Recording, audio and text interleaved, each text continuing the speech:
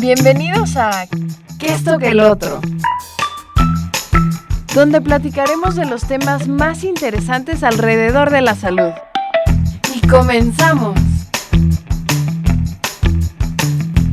Nieto, y el día de hoy vamos a hablar de un tema, pues, realmente no tan común, definitivamente no es muy conocido y por lo mismo es muy importante que hablemos sobre él.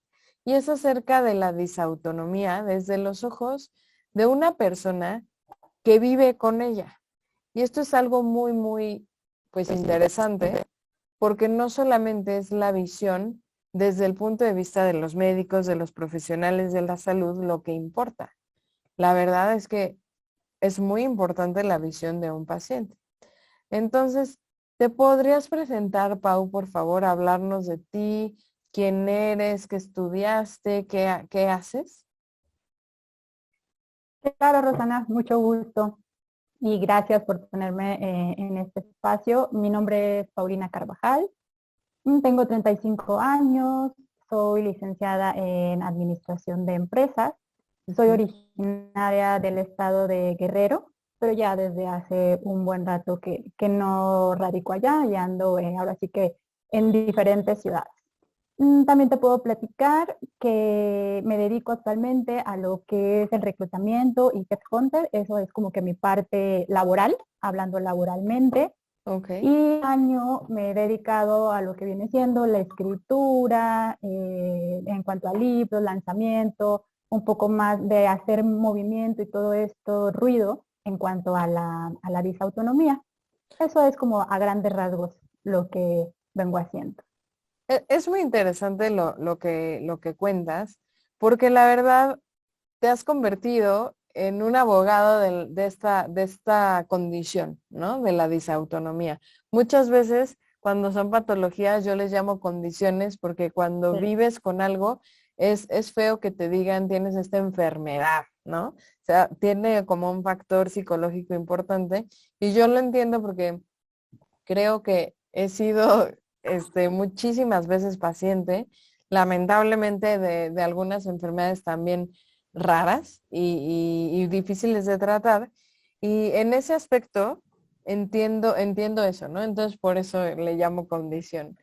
Y, Sí. y como mencionas, te has vuelto abogada de este tema de la disautonomía, y yo me atrevería a decir que paciente experto, porque en Francia existe un como nuevo movimiento o trend, como le diríamos ahora, que es los pacientes expertos, que es un paciente que ha vivido con cierta enfermedad, condición o dolencia durante tanto tiempo o quizá corto periodo de tiempo, pero aprenden tanto que se conocen como pacientes expertos. Entonces, cuando Pau me contactó y me dijo, yo lo primero que le pregunté es, ¿eres un paciente experto? Refiriéndome a esto, ¿no? Alguien que se conoce los tratamientos, que ha visitado doctores, que sabe lo que se siente. Ningún libro te puede explicar cómo se siente un dolor de gota. Te lo puede tratar de explicar, pero un paciente que ha tenido gota o que tiene gota, dolor de gota, pues te lo va a dominar. Así es.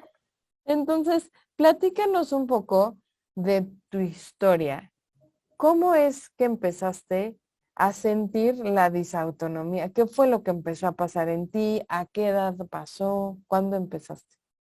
Claro.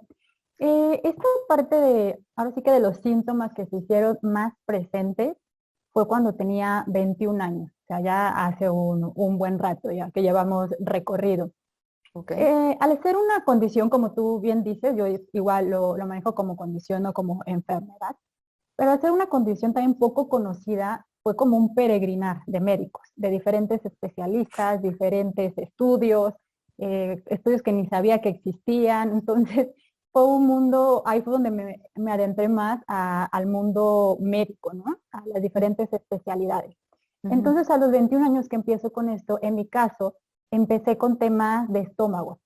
Se puede ver reflejada la disautonomía de diferentes maneras, afecta a diferentes órganos con diferentes síntomas. En mi caso fue con el estómago, entonces yo decía, bueno, si me duele el estómago, voy con un gastroenterólogo. Ah, claro, eso es lo más Entonces, lógico. O- exacto, y dices, pues voy con un gastroenterólogo. Si me hubiera dolido la cabeza, a lo mejor yo hubiera dicho, voy con un neurólogo. Entonces, pues yo empecé mi peregrinar con los gastroenterólogos. Vi muchísimos gastroenterólogos en diferentes ciudades, con diferentes especialidades, subespecialidades y demás.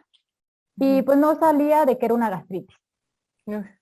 Entonces, de esas veces que hay algo en ti que dices, no, hay algo más, ¿no? Algo me dice que no está bien. Conozco a mucha gente que tiene gastritis y no está pasando por lo mismo que yo, o con un medicamento puede estar bien. Y entonces yo seguí buscando y buscando. Pasaron muchísimos años, diferentes médicos, estudios. En total, yo creo que a los 21 años que empecé con pues y buscando una respuesta, hubo momentos en donde dejé de ver médicos, momentos donde estaba bien, momentos donde empeoraba, pero tuvieron que pasar 7 años para poder yo llegar a un diagnóstico. 7 Ay, años qué donde, duro. sí, 7 años donde me decían, es una gastritis, es una colitis, está en la mente, tú te lo estás inventando, no Uf, tienes nada, ya te imaginarás. uy, sí. No, y como bien dices, o sea, este programa no de ninguna manera busca desprestigiar a ningún profesional de la No. salud, pero es el caso de las patologías raras. Yo como médico, cuando estamos estudiando medicina, nos dicen, si escuchas relinchar, imagínate un caballo, porque vives en México, no te imagines una cebra, ¿no? Claro. Nos dicen como frasecitas así. Imagínate lo más común. Imagínate una gastritis, porque es lo más común, no te imagines cáncer de estómago como primer diagnóstico, ¿no? Sí, Entonces, pues dices, ok, pero eso no quiere decir que no vaya a haber cáncer de estómago. así Eso es. no quiere decir que no vaya a haber otras cosas, ¿no? Disautonomías u otros diagnósticos y no todo va a ser gastritis.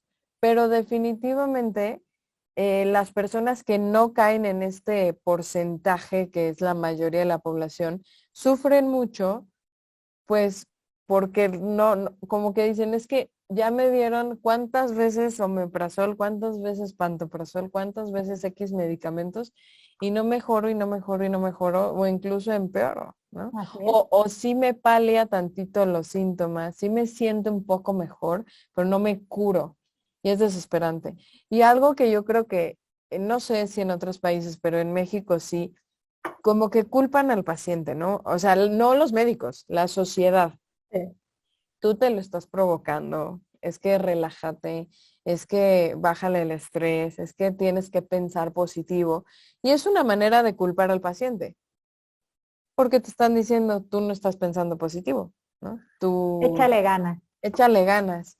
Y dices, bueno, si se tratara de ganas, no habría muertes por cáncer. Si se trata de ganas, no habría muerte por COVID. Si se trata de ganas, hay enfermedades y existen. Y claro que echarle ganas ayuda, ¿no? Tomarte el tratamiento, hacer ejercicio, comer sano, tener una buena actitud, pero no, eso no cura todo. Así es. Llegas a un punto donde los médicos muy diplomáticamente o las personas te dicen, ¿sabes qué? Está en tu cabeza, te voy a mandar con una psiquiatra o con un psiquiatra, ¿no? Ujú. Y tú ya también de tanto recorrido, tanto médico, o sea, a mí me pasó que yo ya quería cambiar un diagnóstico, que me dijeran lo que fuera, pero que me dijeran qué era lo que tenía, porque para mí ya era un punto de partida, y ya iba a saber cómo hacia dónde dirigirme o qué hacer, porque te sientes frustrada, desesperada, perdida, olvidada, o sea, pasas por todos los estados de ánimo, Ujú. porque también lo vives con tu familia y también para tu familia no es un proceso fácil. Entonces, estás tú, está tu pareja, está tu familia directa, tus amigos, entra el trabajo o entra la escuela, empiezan también a flaquear esas actividades que para alguien levantarse en la mañana de la cama puede ser lo más común o lo más normal, Ujú. pero a una persona con disautonomía le puede costar muchísimo más o necesita más energía para poder simplemente levantarse de la cama. Claro. Entonces, eso es algo con lo que yo me encontré bastante. Y como mencionabas tú muy bien, te dan como un tratamiento y pues duerme un poco los síntomas, dices, bueno, pues ya no me siento tan mal como me sentía, ¿no? No Ujú. me ha aliviado, pero me siento mejor.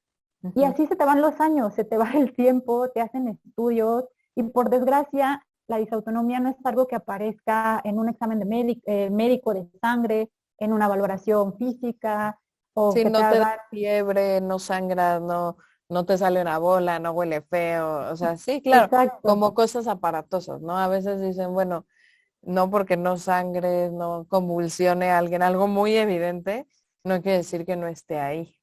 sí.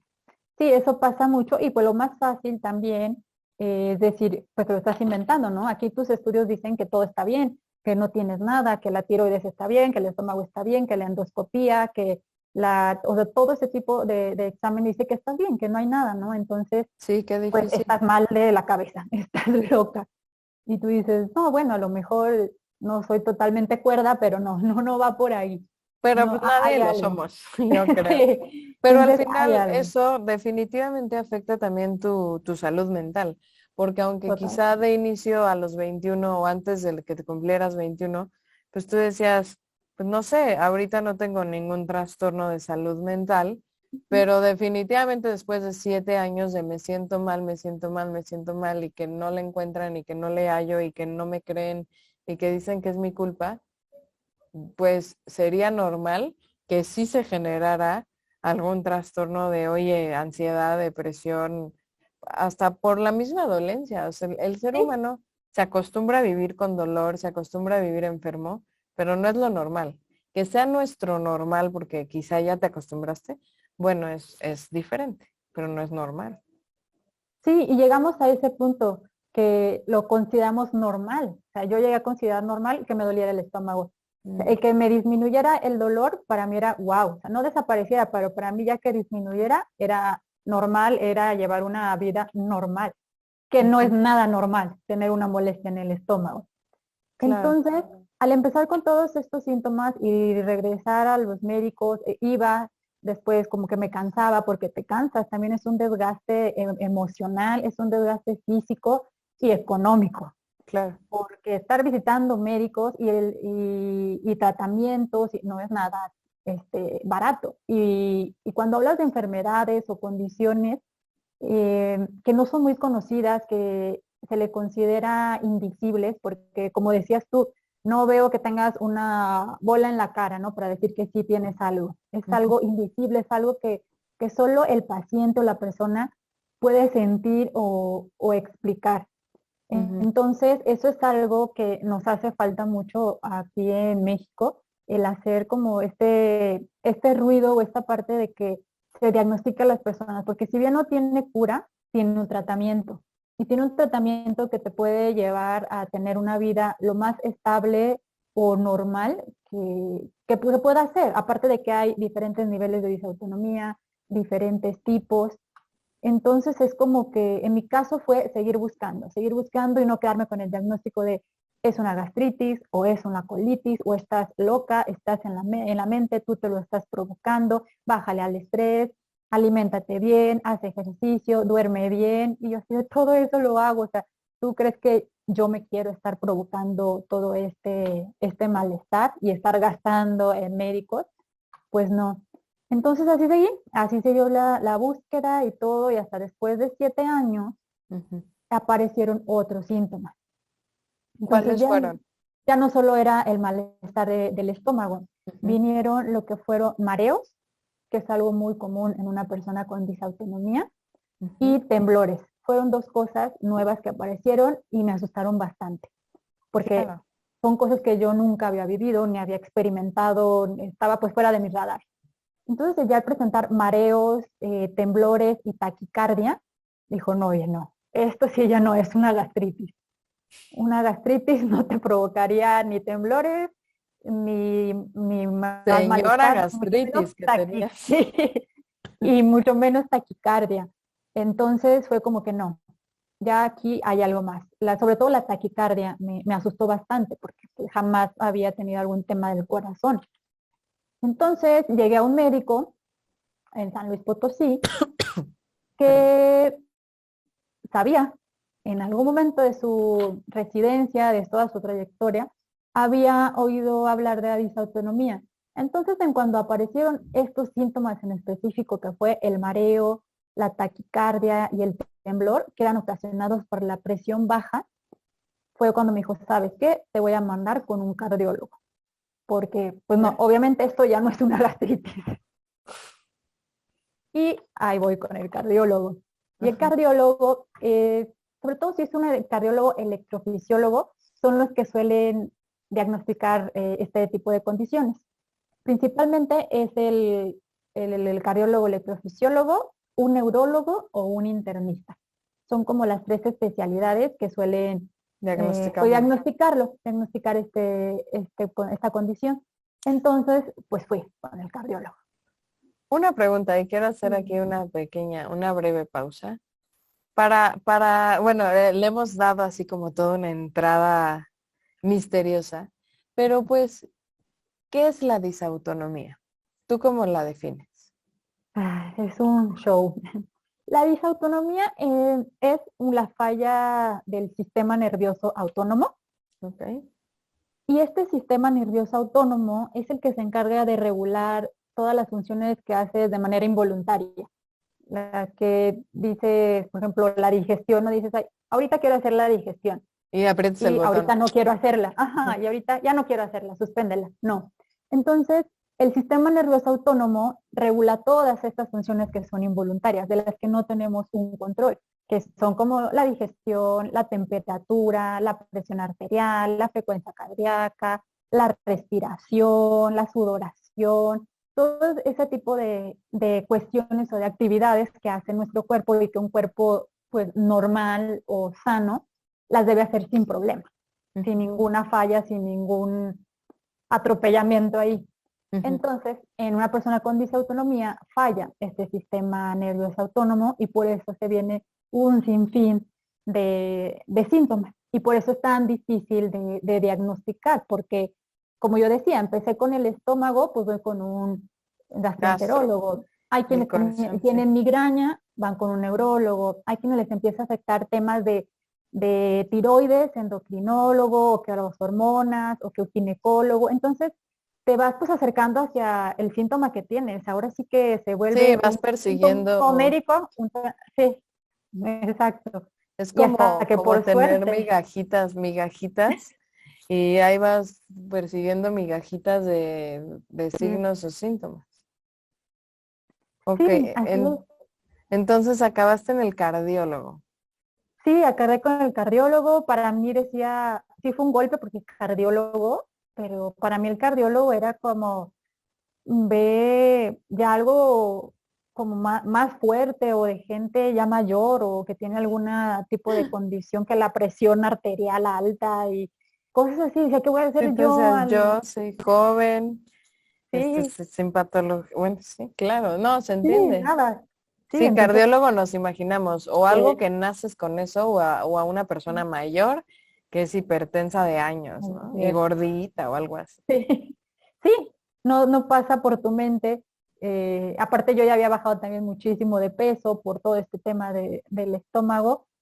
Y como yo ya llevaba un historial de 7 años de pruebas, estudios y 1000 cosas, fue de alguna forma más sencillo el diagnóstico. También el llegar con un médico que era experto en el tema. Llegabas con tu expediente así No, clasificado sí, por colores, así de, no, espérate, está más adelantito.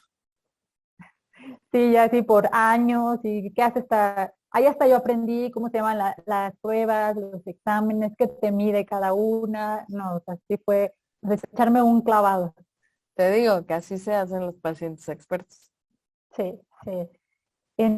Entonces, al llegar con este cardiólogo, él ya tenía una buena trayectoria, una buena experiencia en disautonomía. Entonces, pues no fue descartar el diagnóstico, sino confirmarlo. Él fue cuando me confirmó que era disautonomía, me empezamos a dar un tratamiento. Y el tema con la disautonomía, que sí es bien importante mencionar, sobre todo si alguien con la condición o piensa que la tiene, alguien le recomienda, así como te duele la cabeza, pues tómate un paracetamol. No, en una persona con disautonomía no funciona el mismo medicamento para todos, ni en la misma dosis, ni a la misma hora. O sea, dos personas pueden estar tomando el mismo, no sé, un beta bloqueador, y a uno se lo tienen que dar en la mañana, a otros se lo tienen que dar en la noche, a otros se lo tienen que dar en la tarde, aún sea el mismo beta bloqueador y aún sea el mismo diagnóstico de disautonomía. Entonces, Ok. por eso también lo vuelve algo muy delicado. Porque no es que a mí me dijo que ella tenía y que tomó esto y le funcionó, y a ti te puede matar. Entonces, por eso sí, es bien, bien importante tener como ese cuidado del medicamento. Y en general, con cualquier medicamento, se ha visto que una persona con disautonomía se puede ver como más sensible ante ciertos medicamentos, aunque Ujú, sean de venta libre. Simplemente ujú. a mí para la gripa, el cardiólogo me da un tipo de medicamento para la No, gripa. bueno, sí, sobre todo porque hay los medicamentos para la gripa a veces aceleran el corazón. Ujú. Sí, Sí. entonces sí es muy importante cuidar esos temas. Aparte de que también hay tipos de disautonomía, se hacen también pruebas, hay pruebas para ver qué tipo de disautonomía es, porque según el tipo de disautonomía será el tipo de tratamiento. Entonces fue como que ahora otro mundo se abría, ¿no? Investigar qué tipo de disautonomía, qué tratamiento me iba a funcionar, en qué dosis. Ahora sí que va a ser prueba y error. Qué fuerte. ¿Y cuál fue, o sea, entonces mencionas que tuviste signos y síntomas gastroenterológicos, o sea, del Sí. estómago, del intestino? Y después, el segundo que tuviste fue lo de los temblores y lo del corazón Sí, la taquicardia, los temblores y el mareo. y mareo. ¿No tuviste dolores de cabeza intensos o así? No, a mí desde muy pequeña he sido de las personas que te dan dolores de cabeza. Hoy comprendes, ¿no? Comprendes muchas cosas que Claro, vivías de niña, cosas que cuando eras niña eran insignificantes. Aparte, yo como nací en Guerrero, es un lugar muy caluroso, entonces es el calor. es el calor, toma agua. Sí. Sí, toma agua, estás Ponte un trapito deshidratado. en la cabeza. Sí, entonces Bueno, ya que con los claro que años, sí es una de las causas más comunes de dolor de cabeza, deshidratación. es- Y luego la gente primero se toma una pastilla a tomar agua. sí, sí, entonces hoy entiendo muchas cosas, ¿no? Cosas que vivía que padecía de niña, sobre todo este tema de dolores de cabeza. Entonces, que a mí aparecieran dolores de cabeza no era novedad, no Ujú, lo veía como un síntoma más, que al ujú, final es parte de. ujú. Entonces, desde pequeña ya estaba como, empezaba a hacer su aparición, pero ya más grande fue cuando se disparó todo esta sintomatología, pero también gracias a esa sintomatología nueva. Es que te pudieron Exacto, diagnosticar, porque exacto. si no, pues nunca te hubieras Sí. enterado. O sea, a veces una maldición Ujú. trae una bendición escondida, ¿sabes? Así es. Porque pasaron 7 años de tus gastritis y hasta que no, como que tocaste cierto fondo de que ya el corazón dijo, "Güey, háganme caso, ya sabes, no alguien pudo verlo, ¿no? Porque a Sí, veces tiene que aflorar más el cuadro para hacerse más evidente, ¿no? sí, Entonces, sí. ¿qué pruebas fueron las que te hicieron? ¿Un electrocardiograma?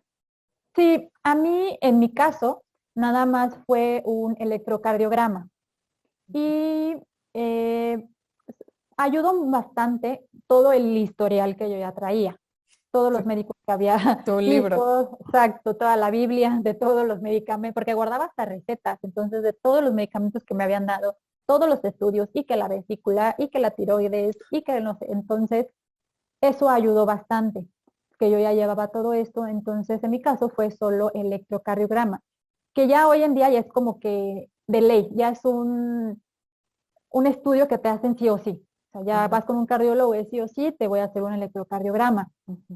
Pero la prueba que más se utiliza para diagnosticar disautonomía, sobre todo para saber el tipo de disautonomía, es la mesa inclinada o el tilt test.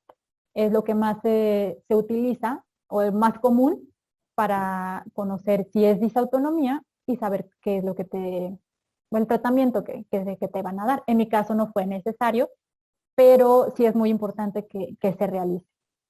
Ok. ¿Y hace cuánto fue tu diagnóstico ya formal? Hace 7 años, fue en noviembre cumplí 7 años en Ah, ok. que mi O doctor sea, me... es tu número. Sí, 7 años sí, después de 7 años, empezar, me sí, diagnostica. Y llevas 7 años. 7 años ya diagnosticado. O sea, en total 14 con todo este sub y baja y todo este peregrinar, ¿no? Porque nunca terminas de aprender y hacer una condición ahora sí que multifacéticas, Ujú.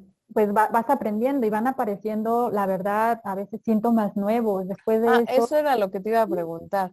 ¿Qué síntomas nuevos has tenido ya después de tu diagnóstico? Porque eso no quita que ujú, tengas esta sí, claro. condición. Sí, pues mira, pasé, ahora sí que por temas de ansiedad, depresión, Bueno, eso se entiende. Viviste sí, años con una patología que no sabías que tenías. Y ya que te dan un diagnóstico, por un lado es un alivio, pero por otro sí, lado, pues es como una cadena en el pie de con esto vas a vivir el resto de tu vida. Entonces también al no tener un diagnóstico tienes cierta esperanza y cuando te lo dan dices, por fin sé que tengo, pero a la vez ya no hay esperanza. O sea, como que sé que se escucha dramático, sí, pero todas las personas que reciben diagnóstico de una enfermedad crónica viven un duelo. O sea, ya sea diabetes, si alguien te dice, tú tienes diabetes, pues vas a vivir un duelo, porque es un duelo de pérdida de la salud. Y eso también hay que entenderlo.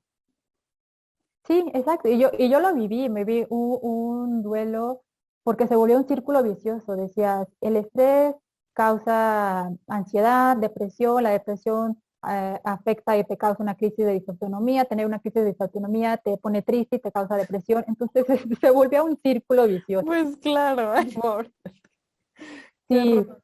sí, por esa parte pues fue muy, muy dura. Aparte yo decía, pero depresión, ¿por qué? O sea, sí estoy pasando por un diagnóstico nuevo, pero tengo Pero he trabajo. vivido con esto y Sí, también, exteriormente decía, estoy bien, no tengo trabajo, no me falta dinero, tengo a mi familia, estoy completa, pero pues sí, sí estaba viviendo un duelo. De hecho, asistí a sesiones de tanatología, que la es muy terapia. importante. Sí, la terapia ha sido algo que me ha acompañado. La tanatología, esas sesiones también, porque yo pensaba que era solo como cuando pierdes A un ser a un querido, ser querido y no, ¿no? pierdes un trabajo, la Salud, salud, la casa, lo que sea. una parte del cuerpo. Ujú. Entonces, sí, sí es como que muy importante recibir este tipo de apoyo. Pero aparte de la depresión y la ansiedad, que también es muy común en una persona con disautonomía, vinieron cambios en cuanto a la respiración. A mí, ya yo aprendes a identificar qué es lo que te dispara esa falta de aire, que no puedas respirar bien. En mi caso, los cambios de temperatura, sobre todo cuando va a ser frío o cuando comienza a hacer aire, esos cambios bruscos de que ayer hizo sol y hoy ya está cayéndose el cielo y esos cambios de temperatura provocan que me falte un poco la respiración. Entonces aprendes a identificar estos, ahora sí que tu cuerpo te va hablando, ¿no? Entonces, ese tema de la respiración ha sido también algo muy importante y que me ha acompañado después del diagnóstico. Volverme Ujú. más sensible a ciertos dolores o ciertos, por mencionarte, los cólicos. Decías antes, yo no era una persona de cólicos y de repente se dispararon. O sea, mi cuerpo tolera menos o se vuelve más sensible a ese tipo de dolores.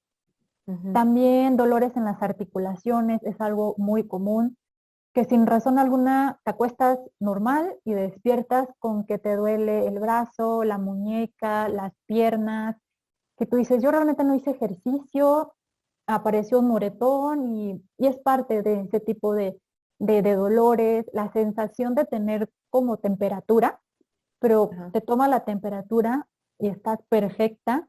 Esos son otros de los síntomas de sentir cómo te sientes cuando irritada, pero Ok. tu temperatura está bien, tu temperatura corporal está bien. Sí, Eso es, pues con razón decía, no, hombre, está en tu cabeza.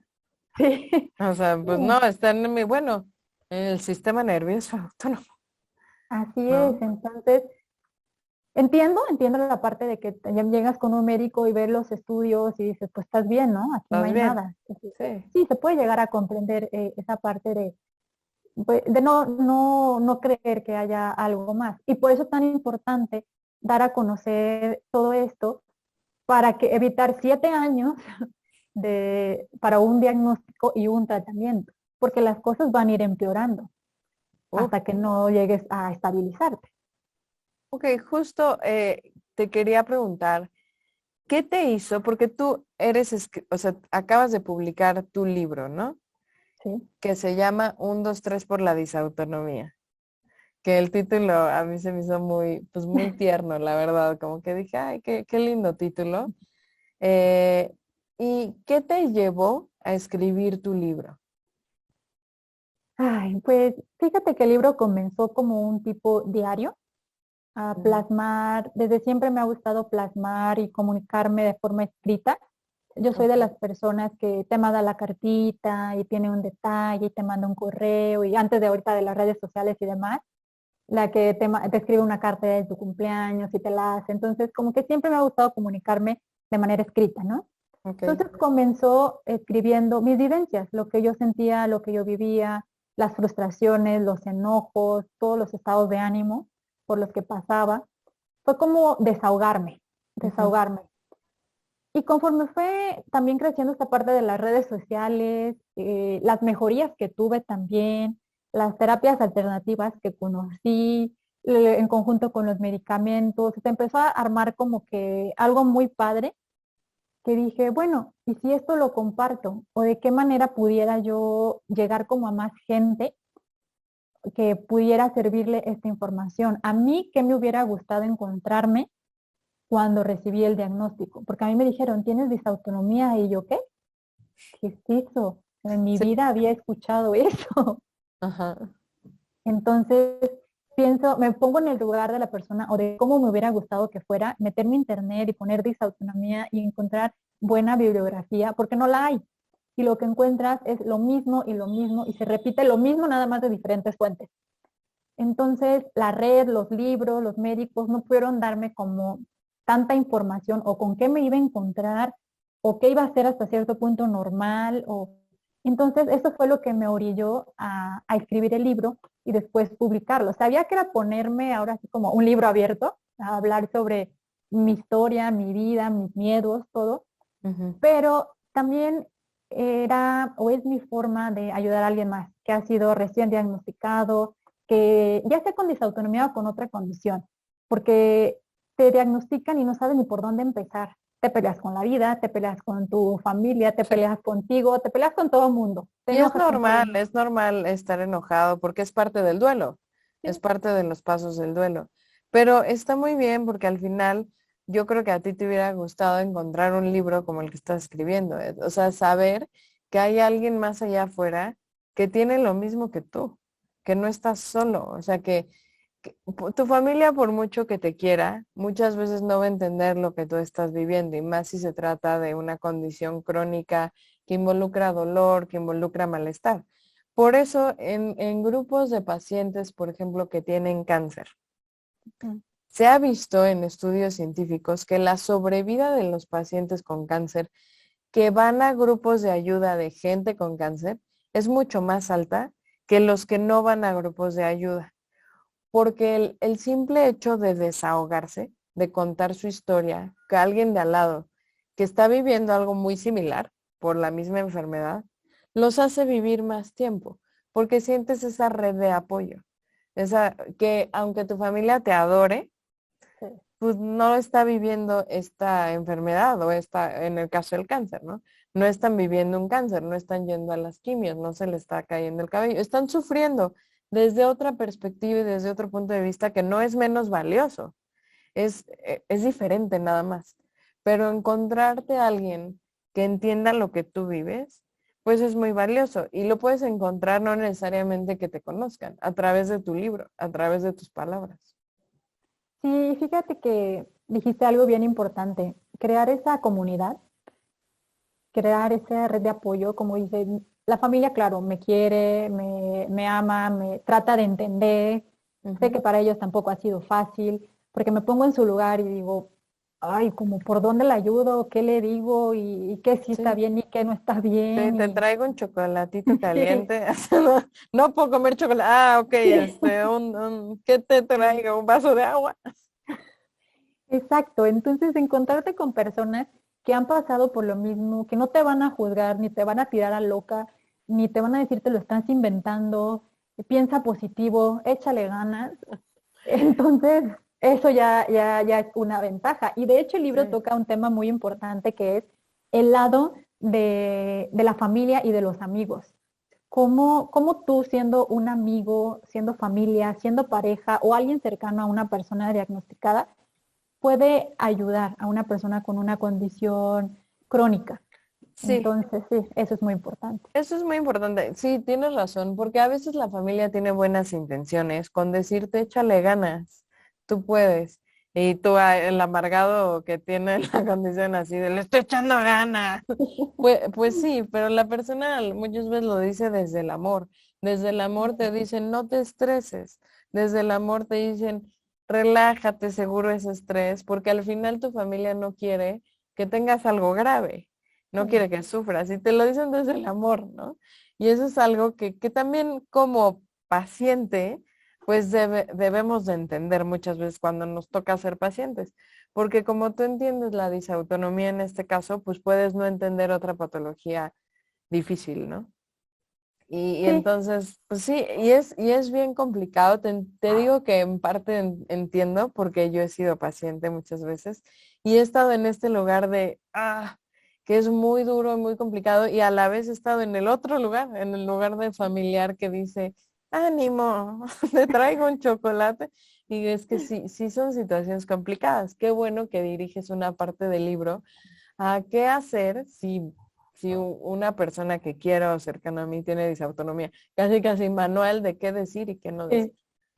sí, sí, prácticamente eso, porque como mencionamos, a veces es bien intencionado, ¿no? El comentario o lo que quieres hacer porque quieres hacer sentir mejor a la persona, pero la persona también está con sus luchas, con sus demonios, sus miedos.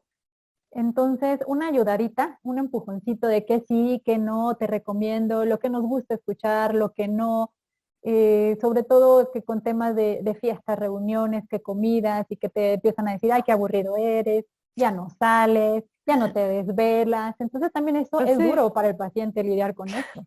y más un paciente joven, ¿no? Como Sí, dices, si a los 27 años te despiertas con dolores de articulaciones, tienes dolores de estómago todo el tiempo, pues lo que menos te va a interesar es salir a una fiesta o a una borrachera o algo así que es algo de quizá de la edad, ¿no? De los 21, que es normal y tú dices, no, hombre, si así, tomando pura agua me siento fatal.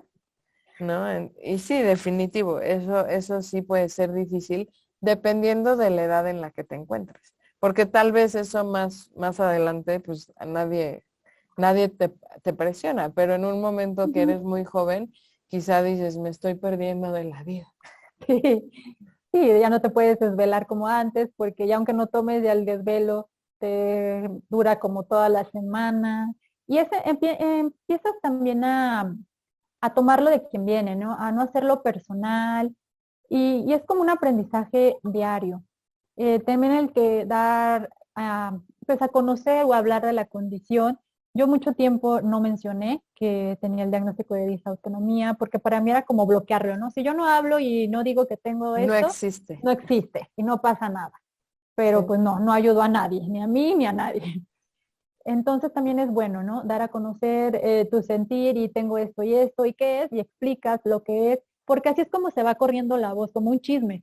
Así lo vas hablando, lo vas diciendo y en cuanto lo empecé a hablar, empecé a salir, sí, yo tengo una amiga que tiene también disautonomía, fíjate que sí, yo he hablado de esto, mira, hay un doctor y tal vez yo tenga esto y hasta el amigo de mi hermano y empiezas a conocer más gente y que hay una comunidad y que habemos pues más personas y que no estás solo, porque si te sientes muy solo, porque no encuentras Ujú. información, no encuentras a alguien que haya pasado por lo mismo y que te comprenda. Entonces, por eso es tan bueno hablarlo y hacer este ruido en este sentido. Y más en enfermedades o en condiciones que no son tan comunes.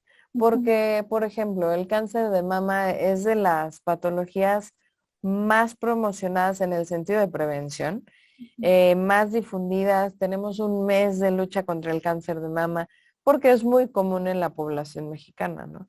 Pero hay ciertas condiciones o enfermedades que como no son tan comunes, o por lo menos hasta ahora no son tan diagnosticadas, pues como dices, las comunidades son más pequeñas si es que las hay. Y entonces la gente luego ni siquiera sabe qué es. Ahorita la gente le dice es cáncer y entienden que es más o menos pues una idea por lo menos de, oye, pues es una enfermedad que puede llegar a ser muy grave, puede llegar a ser mortal, pero le dices disautonomía es de, ¿disque? Sí, ¿Y sí, eso así qué como me afecta? quedé. No, además afecta todo, ¿eh? Sí, Entonces, pues, ¿cómo que todo? Entonces, o sea, hipocondríaco. Pues no, no. Pero es difícil porque pues va desde un tema neurológico, más bien, pues ahí va, ¿no? sí, Pero sí, al afectar todos los órganos, no es de un órgano en sí, ¿no? Es del sistema nervioso autónomo. sí, así es. ¿Y hace cuánto sacaste el libro? El libro lo lancé ahora el 3 de febrero. Ah, El 3 de apenas. febrero. Sí, apenas. Ya llevo unos buenos años escribiéndolo, pero hasta ahora comencé ya en forma lo que era la edición y todo lo que implica poder lanzar el libro y se lanzó ahora el 3 de febrero. Ok. ¿Y dónde o sea, está en papel o está en digital o cómo? Está, de hecho, lo puedes adquirir a través de Amazon. Amazon es el que se está encargando de toda la distribución, tanto en digital, que es lo de hoy, y también en parte lo que es físico, en pasta blanda. Es los dos formatos en los que lo puedes encontrar.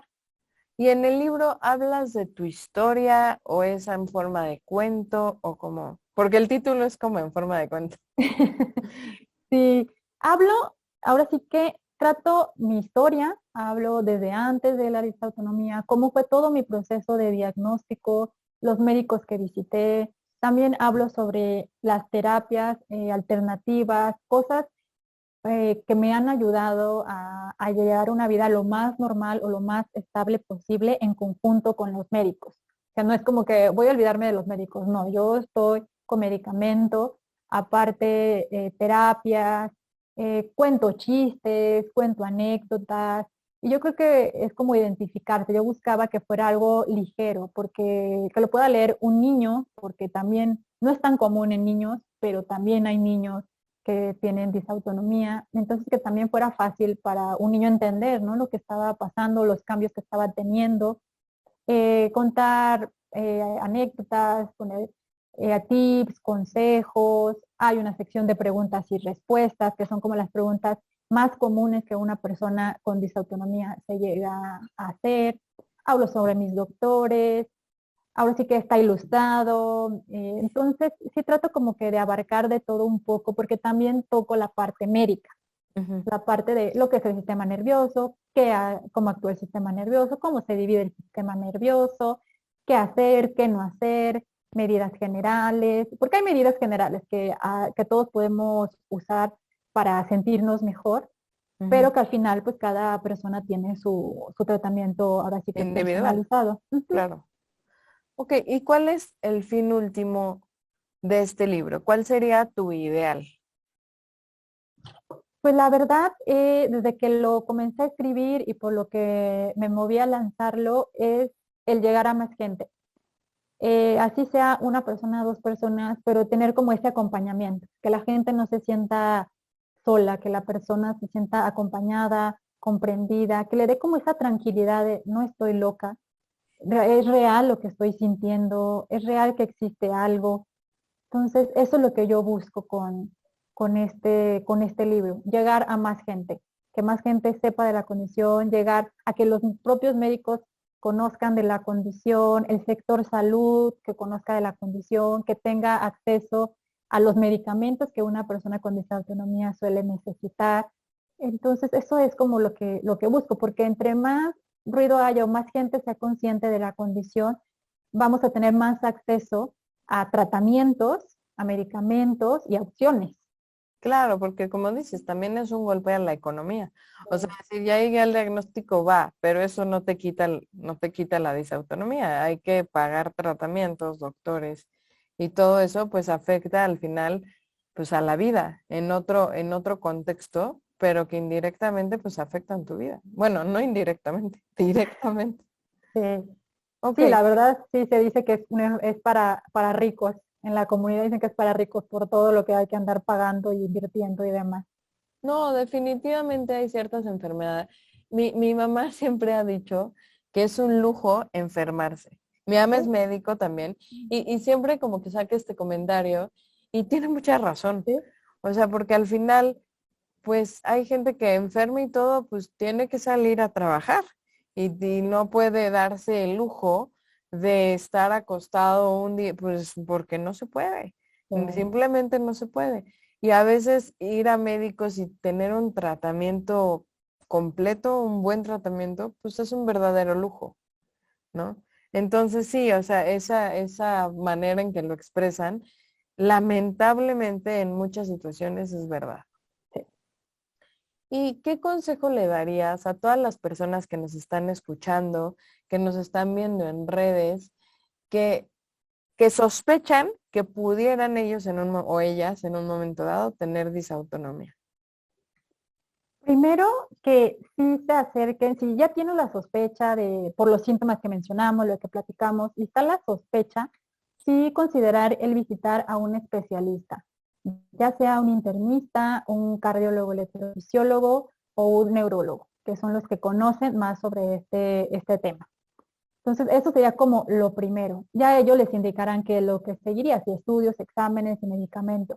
Otra cosa que sí les recomiendo bastante es el llevar con un control de los síntomas o malestares o que han visto que les detona o que, ¿sabes qué? Hoy hizo calor y sentí mareo o hizo frío y me empezó a doler las articulaciones. Ese tipo de detalles, cuando llegas con el médico pueden hacer la diferencia. Te pueden evitar estudios, te pueden evitar más tiempo de tratamiento, de ver qué tienes, qué no tienes.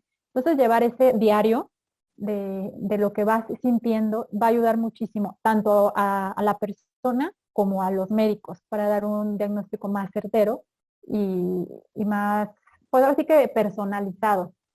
Y las medidas generales de tomar agua, subir las piernas, hacer ejercicio tranquilo, nada de fuerza. Entonces esas tres cosas yo creo que son base y clave para al menos lograr una estabilidad. Sobre todo pensando, como decíamos, si nos es difícil ir a una consulta privada, de apagar un médico, es como la forma en la que pudiéramos al menos estabilizarnos un poco en lo que logramos ir con un especialista. Tú te has tenido que apoyar, hemos hablado de médicos, pero te has tenido que apoyar en otros profesionales de la salud como nutriólogos, nutriólogas o fisioterapeutas. Sí, sí he estado con nutriólogos porque como empezó todo por El estómago. el estómago, bajé muchísimo de peso, o sea, bajé 10 kilos. Entonces a mí ya me asustaba verme así y me asustaba no estar bien nutrida y dije, no, después una anemia, después otra cosa y se va a complicar y no. Entonces sí, se ha sido estar con nutriólogos, tener ese acompañamiento también muy personalizado. La alimentación ha sido clave para mí y para mi estabilidad. También con fisioterapeutas, también me he apoyado, sobre todo hay fisioterapeutas que hacen la parte de rehabilitación cardíaca, Ujú. esa ayuda bastante a una persona con disautonomía. Entonces, también me he apoyado de los fisioterapeutas para temas y que el bruxismo y que las articulaciones y que la ciática y que el diafragma, o sea, que son cosas que a mí me han afectado de alguna manera, pero sí me han ayudado bastante, sobre todo el nutriólogo y lo que es la alimentación y el fisioterapeuta, porque también en cuanto a alimentación, no a todos le toleran los mismos alimentos, que aunque usted no puede ser una dieta como general para todas las personas con disautonomía, les voy a dar de comer esto. Entonces, Sopa de no. col. Sí, entonces sí tiene, y me ha apoyado y me ha agarrado ahora sí de lo que se me ha presentado. Médicos, terapias alternativas, opciones, terapia psicológica. Ahora sí Claro, que yo llegué en un punto en donde si me decían, párate de cabeza y baila, lo me paraba de hacías. cabeza y bailaba. Pues claro. No, Sí, definitivamente es importante buscar hasta el cansancio nuestro bienestar, nuestra salud física, mental, emocional, inclusive espiritual, ¿no? Y es algo difícil. O sea, cuando hablamos de salud nos imaginamos ausencia de infección, ¿no? Y a veces, más bien, siempre la salud va más allá de la ausencia de enfermedad, o sea, es estar bien en todos los aspectos. Entonces, en este caso, esta condición que es tan compleja, pues todo esto, ¿no? La rehabilitación, la nutrióloga, que si tenías bruxismo, o sea, que estabas ahí apretando los dientes en la noche, pues se te pueden desgastar, ya entra un odontólogo al equipo, a tu Sí. equipo de disautonomía. Que si, híjole, ya te fuiste para abajo porque dices, no puede ser que esté joven y tenga 15 doctores, pues bueno, un psicólogo, porque pues ya. Pero al final no hay que juzgarnos, ¿no? O sea, al final hay que decir, pues es lo que yo necesito, es lo que yo necesito y como hay, no sé, plantas que necesitan eh, cosas más especiales que otras, bueno, pues así habemos personas también que necesitamos más cuidado. Eso no nos hace peores ni mejores, simplemente nos hace diferentes y hay que reconocernos como diferentes. No todos somos iguales, hay gente que nace más alta, más baja, más delicada, más fuerte físicamente. Y pues es lo que nos tocó, pero hay que aprender a lidiarlo y abogar por ello. Sí, así es, y sobre todo armarte de muchísima paciencia, a ti, contigo misma, o sea, muchísima paciencia contigo porque va a haber como montaña rusa, va a haber subidas y bajadas, va a haber momentos donde vas a tener que enfrentar comentarios de gente que a lo mejor ni lo esperabas. Entonces, esa parte de la paciencia va a ser algo que se tiene que trabajar muchísimo, la parte de la culpa, porque tampoco es como que es tu culpa que tengas disautonomía, ni tú te lo provocaste. Entonces es mucho trabajo contigo mismo. Y estar abierto, también estar abierto a conocer más, a conocerte a ti mismo, porque te lleva también a conocerte a ti, a saber qué son disparadores, qué te ayuda, qué no te ayuda, a sacrificar una desvelada por sentirte bien el resto de la semana, ¿no?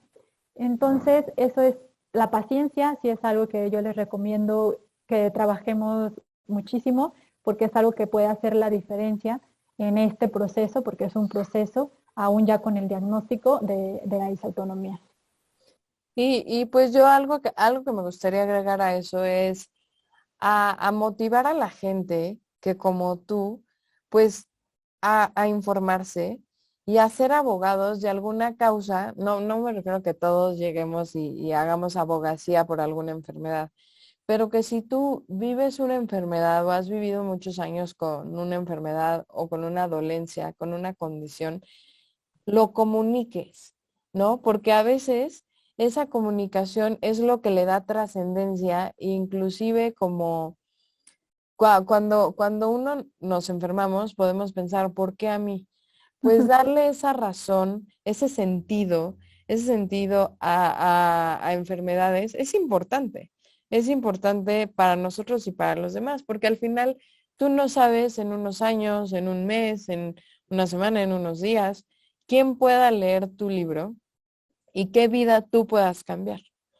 Y tal vez nunca lo vayas a saber. O sea, tal vez nunca te enteres, ¿no?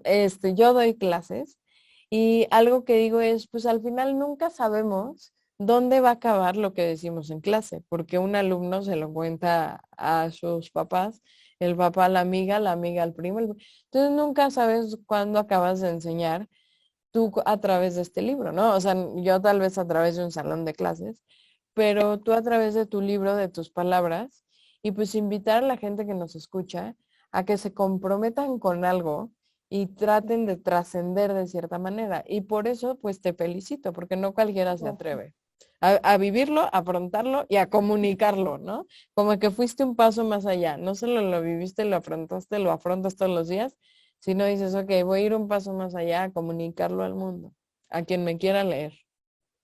Sí, sí, totalmente esa es la idea. Y que vivir con un diagnóstico médico, vivir con disautonomía, es vivir con un estilo de vida diferente. Es lo único. O sea, vas adaptando tu vida a un nuevo estilo. Pero es también vivir.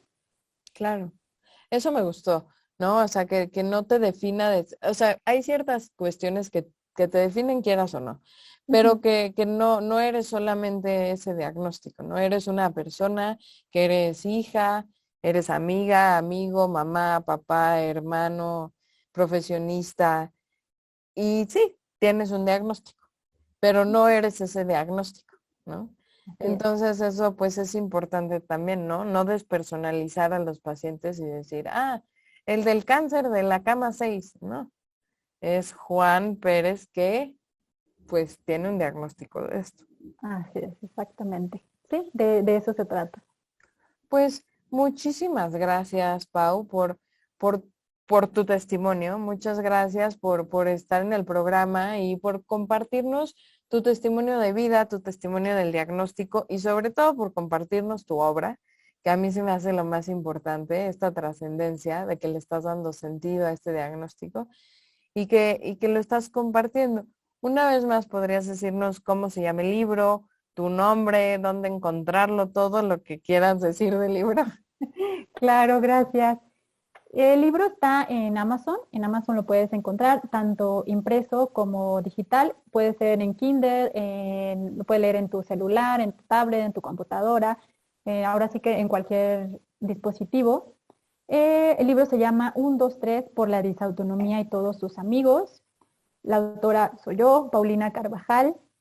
Y también me pueden encontrar en mis redes, estoy en Instagram como Pau Carvajal C, y ahí trato de subir todos los días algún contenido relacionado a la condición, a la disautonomía o en general a una condición médica, precisamente para que se dé a conocer más sobre el tema y la gente conozca de qué trata. Ok, pues muchísimas gracias a todos los que nos ven, todos los que nos escuchen. No duden en echarle un ojo a este libro, 1, 2, 3 por la disautonomía y todos sus amigos. Y pues para regar esta información por todos lados y aprender más sobre distintas enfermedades para que así podamos tener pues un mejor mundo, una mejor comunidad, una mejor calidad de vida. Pues muchas gracias, Pau, otra vez nuevamente por estar en el programa. Gracias, Rosana, gracias por aceptarme aquí en este espacio. Claro, con mucho gusto.